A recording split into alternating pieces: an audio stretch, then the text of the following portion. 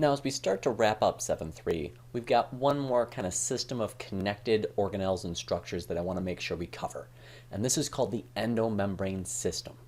Now, the endomembrane system is really going to start, if you want to really look closely, at the nucleus, where you're going to have where DNA is converted into RNA. This RNA is used to make protein, and that protein is made on ribosomes.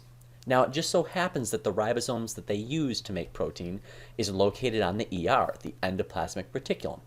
And so we're going to see that this rough ER, oftentimes written RER, will be used for protein synthesis if these proteins are intended to be used either in the cell membrane or if they're intended to be used outside the cell. Like if we're just going to export the proteins and send them into the bloodstream, or we're dumping them into the intestinal cavity so that we can do digestion. So these types of proteins will be made by these ribosomes that are attached to the ER, and you'll notice the ER itself is attached to the nucleus. So you start to kind of get this channel effect where we can send information to the ER, the ribosomes can synthesize it into proteins, the proteins will then be transported through this series of folded membranes, and then we can go ahead and pinch off these little vesicles, these little small membrane-bound structures that are just like carriers, and these proteins can then be carried to additional structures to be processed and used. Now there's also smooth ER, so that's SER. So smooth ER will not have these bumps. It will not have ribosomes. And that itself will still be used for synthesis, but it mostly makes stuff like phospholipids that are used to build membrane. So it can produce stuff like vesicles that it pinches off and sends elsewhere. So the smooth ER, like you see over here, does still have a function building stuff, but it mostly builds more membrane to be used to send stuff around. There's also some detox function it does if you ingest certain substances, but its main thing is going to be producing but its main function is producing lipids or proteins if it's rough and transporting materials. Now, the next structure we have that's connected very much so, because this is where all those transport vesicles are typically going, is the Golgi apparatus, or you might see it sometimes called the Golgi bodies. And this is going to be a series of these membrane sacs that are stacked together that always remind me of a stack of pancakes. So you can see the structure right over here, and stuff is going to be brought by these vesicles to the Golgi apparatus, where they will merge with it, so they now kind of become part of the Golgi apparatus. They can then move through the Golgi apparatus, and as they do so, they can be modified where they can attach the carbohydrates that say this is who you are.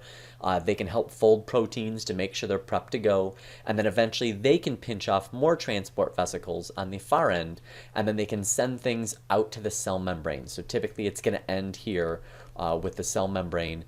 And anything that's part of this vesicle here, so any protein that's like stuck into the membrane of this vesicle, will become part of the cell membrane. So we can essentially insert proteins this way into the cell membrane. We've talked about transport proteins, signal proteins that are all in the membrane.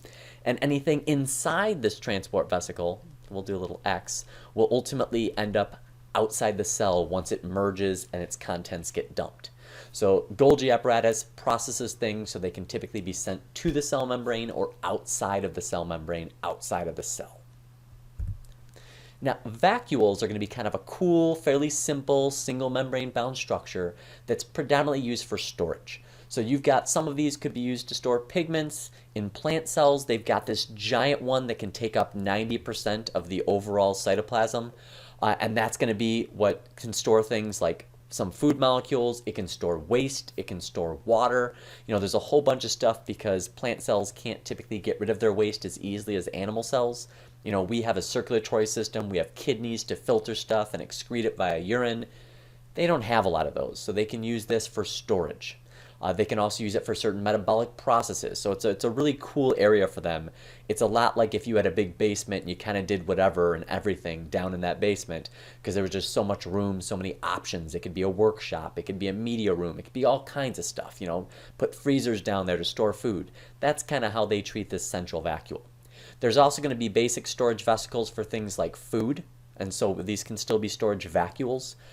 You will see this is one of the only types of vacuoles we tend to see in animal cells, where some animal cells will kind of surround and engulf other cells as they eat them. It'll be called phagocytosis that we'll learn about next section. But when they do that, they now have this like food, a bacteria, a protein that's wrapped up inside of this membrane that they grabbed it in.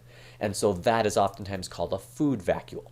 So there will be some vacuoles that we find in animal cells, but they tend to be relatively small. They tend to be relatively limited in function. Whereas plant cells, we've already said, they go into vacuoles big time, like, heavily invested. So if you see a large vacuole, it's a plant cell. Now, the last thing we have is going to be if you want to break stuff down, like we talked about that food vacuole where we've got this thing that we brought in that we want to break down to get energy from. So we can actually take something called a lysosome, which is really just a membrane-bound sac of digestive enzymes that break things down.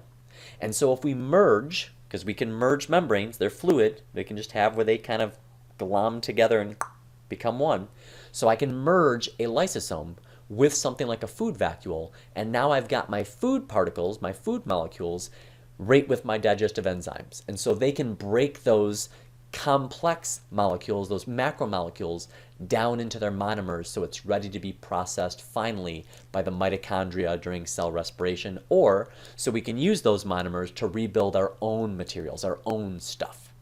And so this will be commonly used by mostly animal cells. Because plant cells don't do as much digestion, they don't really eat most frequently, we don't tend to see lysosomes very commonly in plant cells. I can't say never, but I can say rarely. So as a review, things that you guys should know once you're done with 7.3.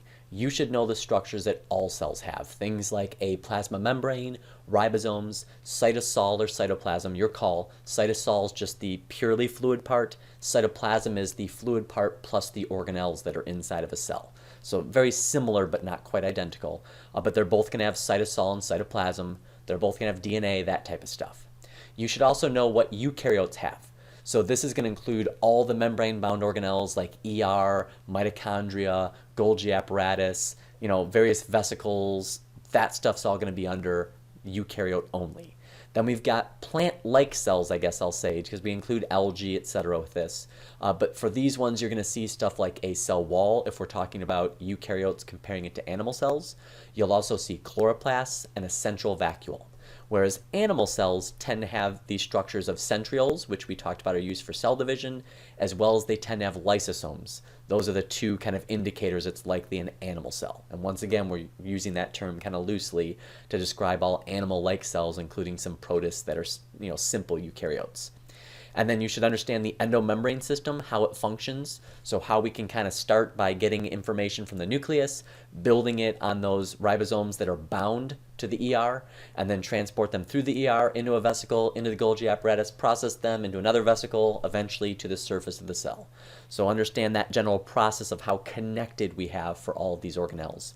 And then lastly, the idea of cell movement, which is primarily going to be cilia or flagella, although you can move some if you use your cytoskeleton by lengthening these fibers and shortening them to change shape. There are some cells that can kind of drag themselves along like amoeba, just using their cytoskeletal elements. They don't have some fancy structure that sticks out that's made of these separate structures that are semi-rigid, etc. That's it.